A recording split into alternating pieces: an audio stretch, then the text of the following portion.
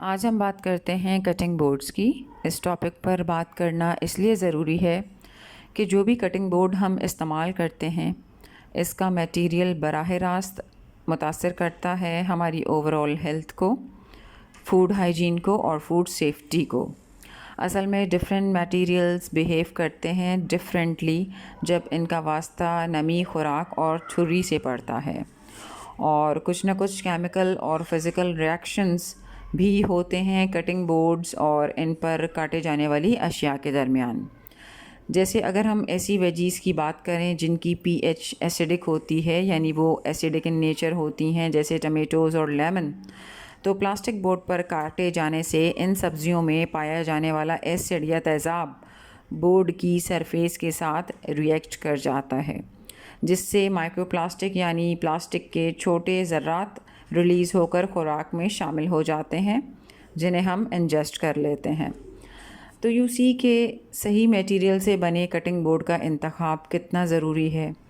ज़्यादातर घरों में लोग प्लास्टिक कटिंग बोर्ड्स का इस्तेमाल करते हैं क्योंकि हमें ये इंडस्ट्रियल नैरेटिव बेचा जाता है कि प्लास्टिक बड़ा ही एफिशिएंट मटेरियल है, सेफ़ और क्लीन है, कन्वीनियंट है, लाइट वेट है, साइंटिफिकली एडवांस्ड है, लॉन्ग लास्टिंग है और हमारी फास्ट पेस्ड और इंडस्ट्रियलाइज्ड वर्ल्ड को बड़ा ही सूट करता है प्लास्टिक। अब इंटरेस्टिंगली ये कॉरपोरेट नैरेटिव अपोज करता है रियलिटी को। ये कॉरपोरेट स्टोरी लाइन क्लैश करती है रियल वर्ल्ड फैक्ट्स के साथ। आइए इस नैरेटिव की हकीकत जानते हैं। देखिए, जब हम छुरी प्लास्टिक कटिंग बोर्ड पर चलाते हैं तो इसकी सरफेस पर कट्स और स्क्रैचेस लग जाते हैं। यही स्क्रैचेस खुराक के ज़र्रात और जरासीम को ट्रैप कर लेते हैं, and most of the time these scratches remain permanent on the plastic surface. ये स्क्रैचेस और कट्स आम धुलाई के बावजूद मुकम्मल तौर पर साफ़ नहीं होते, और बाद में जब इसी बोर्ड पर सब्जियां काटी जाएं तो ये जरासीम जो ट्रैप हुए हुए हैं इन कट्स और स्क्रैचेस में, ये खुराक में मुंतकिल हो जाते हैं। यानी छुरी के गहरे निशानात जरासीम के छुपने की जगह बन जाते हैं, और इसके साथ साथ नमी और रस जरासीम को ज़िंदा रहने में मदद देते हैं। इसके अलावा प्लास्टिक बोर्ड में वक्त के साथ माइक्रोप्लास्टिक खुराक में शामिल होता रहता है, और ऑब्वियसली माइक्रोप्लास्टिक्स के हैज़र्डस इफ़ेक्ट से आप सब वाकिफ़ हैं।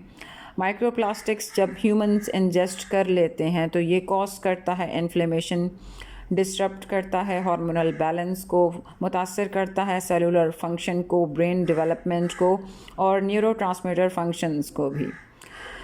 कुछ प्लास्टिक गर्म या एसिडिक चीज़ों जैसे टमाटर, लीमू के साथ इंटरेक्ट कर जाते हैं और माइक्रोप्लास्टिक और केमिकल रेजिड्यू रिलीज़ कर देते हैं हमारे खाने में।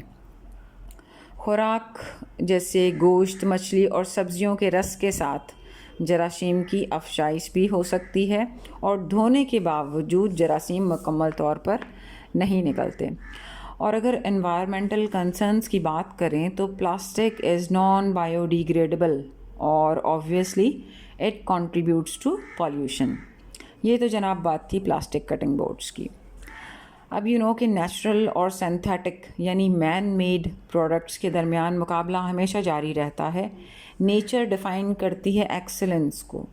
Choose nature, choose perfection. लिहाजा कॉरपोरेट नैरेटिव के साथ बह ना जाइएगा। उन्होंने डोमिनेट करना है मार्केट में और प्रॉफिट जनरेट करना है।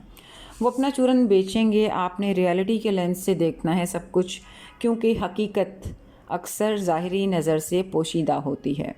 अब बात करते हैं ऑल्टरनेटिव की, जो है वुडिंग कटिंग बोर्ड। आ गई जनाब बात वुड की। लकड़ी की साख्त और कुदरती कीमियाई अज्जा हकीकी ताकत रखते हैं। ये लकड़ी जरासीमों से वो जंगें लड़ती है जो हमें दिखाई नहीं देती। ये चुपचाप अपना काम करती रहती है। ये लिमिट करती है बैक्टीरियल ग्रोथ को, यानी जरासीमों की अफजाइश को महदूद करती है, लॉक करती है मॉइस्चर को। और लकड़ी की एक बहुत बड़ी क्वालिटी ये है कि लकड़ी पोरस होती है, यानी इसमें छोटे छोटे सुराख और नालियाँ यानी होल्स और चैनल्स होते हैं। ये सुराख या पोर्स नमी को अपने अंदर खींच लेते हैं जिससे पानी या खुराक का मॉइस्चर सरफेस पर नहीं रहता। अब यहाँ एक बात समझ लें, बैक्टीरियल ग्रोथ यानी बैक्टीरियाज़ की अफजाइश के लिए नमी ज़रूरी है। बैक्टीरियाज़ खुश्क माहौल में ज़िंदा नहीं रह पाते।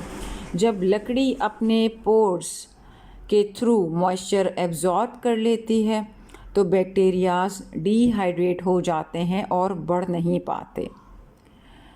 पोरस स्ट्रक्चर्स बैक्टीरियाज़ को अपने अंदर खींच लेते हैं और अंदर जाने के बाद माहौल साजगार नहीं होता, ऑक्सीजन कम होती है, मॉइस्चर कम होती है और लकड़ी के अपने नेचुरल एंटी माइक्रोबियल कंपाउंड्स का असर भी जरासीम का ख़ात्मा करता है। अब ये भी जान लें कि लकड़ी प्लास्टिक की तरह सिर्फ एक पैसिव सरफेस यानी बेजान सतह नहीं है, बल्कि ये एक कुदरती हिफाजती निज़ाम रखती है। दरख्त अपने दिफा के लिए कुछ केमिकल कंपाउंड्स प्रोड्यूस करते हैं जिन्हें एक्सट्रैक्टिव्स कहा जाता है। इन्हीं कंपाउंड्स की वजह से लकड़ी एंटी माइक्रोबियल होती है, यानी लकड़ी बैक्टीरियाज़ के लिए महफूज जगह नहीं है। एक्सट्रैक्टिव्स बैक्टीरियाज़ को केमिकली भी और फिज़िकली भी मार देते हैं। ये कंपाउंड्स डैमेज करते हैं बैक्टीरियल सेल मेम्ब्रेन को और बैक्टीरिया की एंजाइम्स, प्रोटीन्स और डीएनए को भी, और जाहिर है इससे बैक्टीरिया के इंटरनल केमिकल प्रोसेसेस रुक जाते हैं और वो सरवाइव नहीं कर पाता और मर जाता है। यहाँ ये नोट कर लें कि सिर्फ नमी यानी मॉइस्चर का जज्ब होना ही बैक्टीरियल ग्रोथ को इनहिबिट नहीं करता, बल्कि लकड़ी में मौजूद एंटी माइक्रोबियल केमिकल कंपाउंड्स भी इस सिलसिले में बहुत अहम रोल प्ले करते हैं। प्लास्टिक हमवार और चमकदार होता है, लेकिन इसके नीचे ख़तरा छुपा होता है, जबकि लकड़ी में मौजूद फाइबर्स, सेलुलोज, लिग्नेंस और एक्सट्रैक्टिव्स ताकत के खामोश एजेंट्स हैं जो पायदारी, मुज़ाहमत और बैक्टीरियाज़ के ख़िलाफ़ खामोश हुक्मरानी की कहानी सुनाते हैं। बैक्टीरियाज़ जो ख़ुद को नाकाबिले तस्ख़ीर समझते हैं, लकड़ी के सामने हार जाते हैं। लकड़ी के हर पोर और हर रेशे में मुज़ाहमत और बका की कहानी छुपी हुई है। यहाँ माइक्रोब्स बेबस हो जाते हैं। कैटेगोरिकली मैं एट दी एंड ये कह रही हूँ कि प्लास्टिक पर माइक्रोब्स आज़ाद हैं, सॉवरेन एंड इनविंसिबल, कोई मुज़ाहमत नहीं, जबकि लकड़ी एक नेचुरल सुपर हीरो है जो माइक्रोब्स को चारों शाने चित करने की भरपूर सलाहियत रखती है। लिहाजा avoid plastic cutting boards and switch to wooden cutting boards. बहुत शुक्रिया।